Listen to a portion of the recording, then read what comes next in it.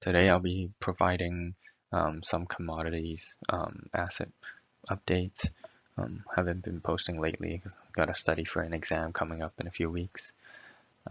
Again, these are just my personal opinions. I am not a professional in any way. These are not investment advices. Please perform your own research. Today we'll be going over gold and silver, corn and soybeans, natural gas, oil and uranium. So first one for gold and silver, I've recently trimmed back some positions from recent pullback, like prior to it. The reason for that was due to some short-term bearish factors, where the recent rally was very impressive. I'm expecting the US dollar index to bounce before further downside. Since it hits like 92, 93, I expect it to bounce. How far? Not sure. Definitely not March highs, at least in my opinion. But in terms of long-term wise, I do expect it to go back down. Just a short-term thing. Buffett's news of moving into Barrick, not enough. Like it didn't really pull in a lot of attention. Maybe it did for like 1 or 2 days. A lot of people just kind of dismissed it, saying, "Oh, it was just a small part. Maybe it's just some of his other advisors." So a lot of like mainstream media just kind of dismissed it like it was nothing. I personally think this is just like the beginning of him possibly purchasing more because he's not getting any yields from treasuries, so he's being pushed into equities, but general equities are very expensive right now, so that's kind of why I see him continue to move into the precious metal space, but we're still waiting for that to play out. However, for mid to long term, I'm still expecting very bullish, even at these price levels. So one reason being the physical premium is still very high. If you actually, like, you can't buy any physical at these spot prices. The QE, again, it's being restarted. Fed's balance sheet is now back up above 7 trillion from the most recent weekly report, and negative real yields, I still expect it to continue for a long time. COMEX open interest is still high. The investment banks are still unable to keep open interest down. I'm just waiting for one day that like a lot of people start asking for delivery. Then that should kind of shoot up the prices, but COMEX probably say, hey, sorry, they don't actually have it, so you can just settle in cash. So it sucks, but it is what it is. And the whole sector is still climbing the wall worries, where you've seen during the impressive rally, the gold stocks actually in the last week or a few days have actually, not like currently, but during the impressive rally, have actually sold off prior to the metals selling off. So again, these are investors in the mining stocks are reluctant to believe this or the metals performing, so they're trying to front run the metal sell off by selling their equities. So corn and soybean. So U.S. Has a drought this year. China is experiencing flood. It's kind of rare. It doesn't always happen. So what this has kind of led to is China having low stock. Also, the idea of the government pushing people to stock up on foods, where they have pretty much brought up the Brazilian supply. So the major producers are U.S., Argentina, and Brazil. China has a little bit too. And so once China has bought up the Brazil supply, we can see that Brazil is starting to look to buy Argentina supply. So when you think about it, when a major producer, have sold out of their stock and actually have to go buy supply from another producer, so this is really interesting, and that will eventually give US the bargaining power, as US will be the last major producer that still have some kind of stock. But if we actually take a look at US supply. The U.S. Department of Agriculture has finally changed their report on the outlook.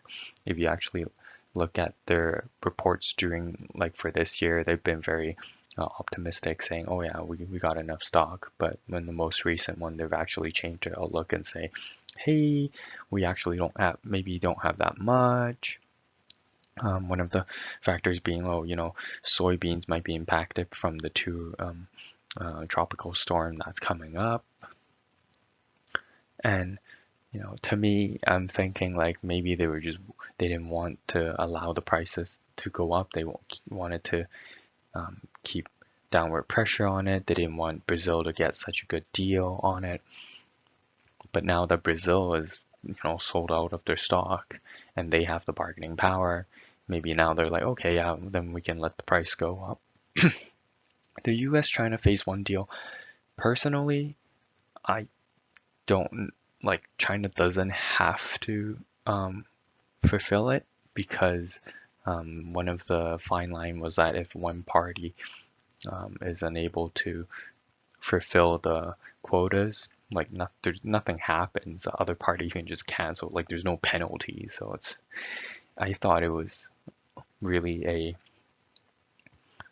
just to save face for both sides, or mainly Trump, but whatever. So the idea is that it's denominated in dollar value. It's not restricting in quantity, and so I think China doesn't want to lose trust.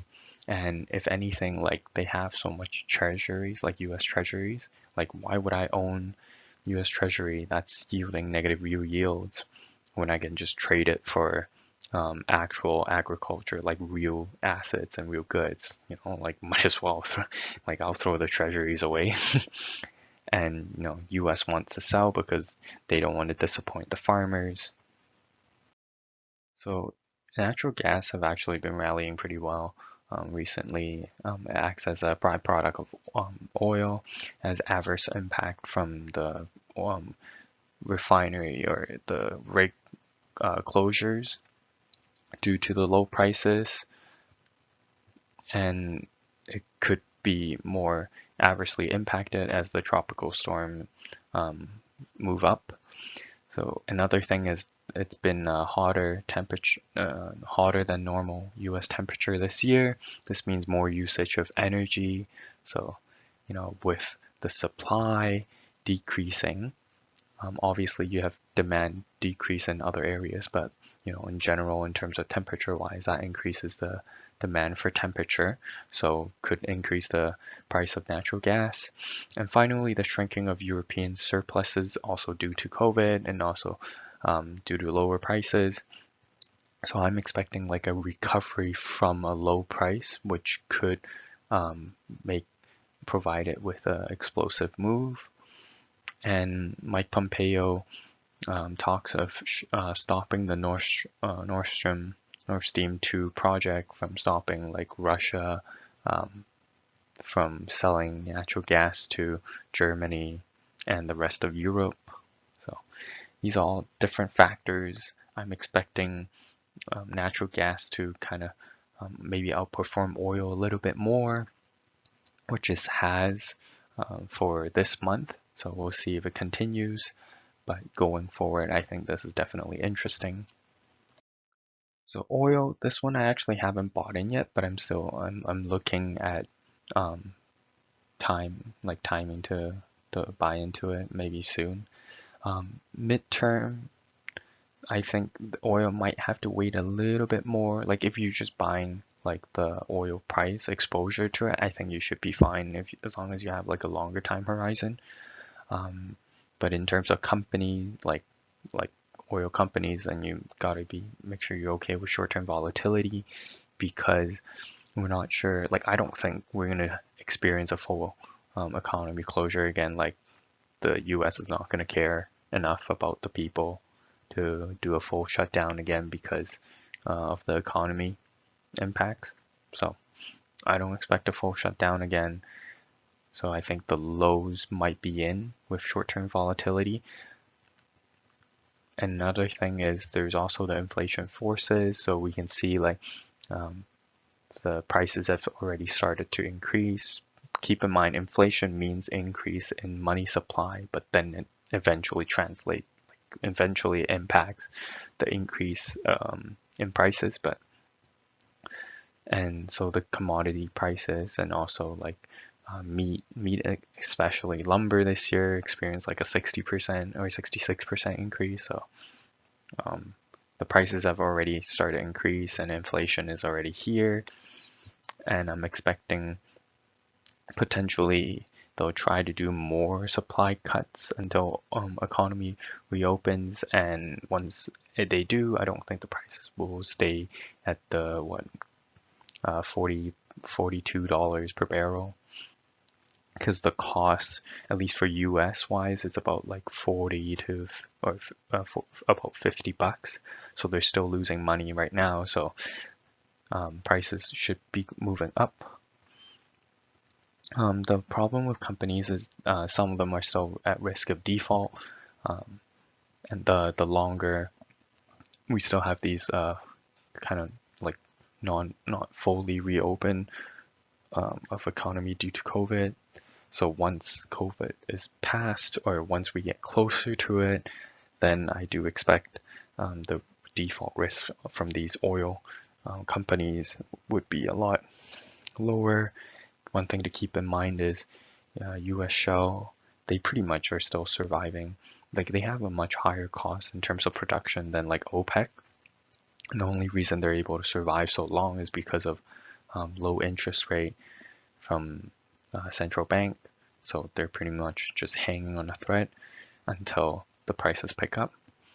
So this might be a good time to look at buying big producers, not high risk, so not smaller ones, but the bigger producers, the biggest, the best, for a cheap bargain.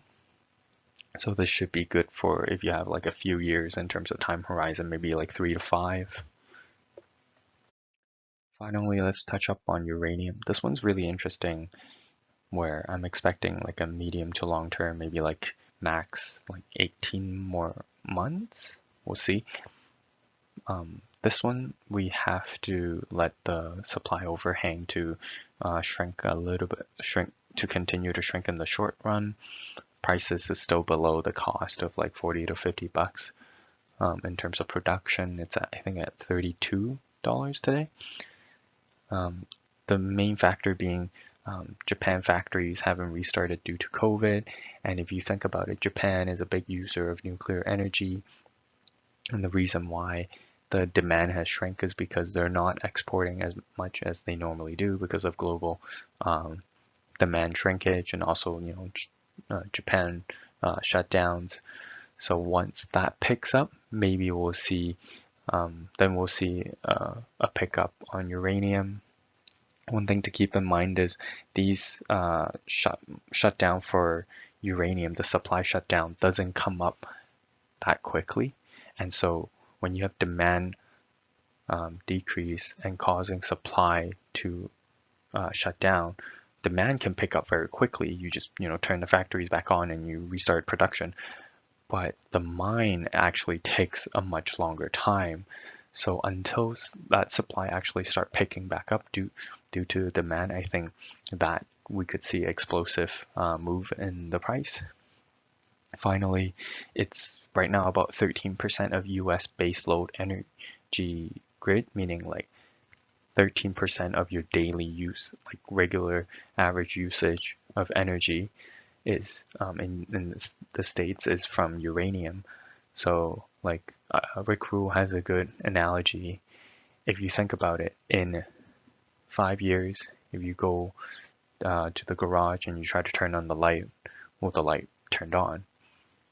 Well, if it will, then uranium price can't be below its cost, because then the producers wouldn't make any money. And finally, for long-term wise, the push towards green energy, uranium is actually very, like, other than obviously you have the nuclear waste, but if managed properly, it's actually really safe and green in terms of it doesn't emit really natural gases. and it's very efficient. I think it's up to 90% comparing to like fossil fuel, which is at low of like 30% in terms of efficiency. And so the thing is, we can't really replace the current usage of energy of fossil fuel immediately into solar, wind, and hydro that quickly. Those require a lot more investment and also a lot bigger scale, since we can't replace it right away without either causing like a much higher cost. Like, we use fossil fuel because we have a lot of it and it's a lot cheaper. That's why energy would be a lot cheaper now if we were to immediately switch over to all the renewable. Also, we don't have all the infrastructure right now. And so uranium could be a good medium as we transition. But that's just kind of my opinion.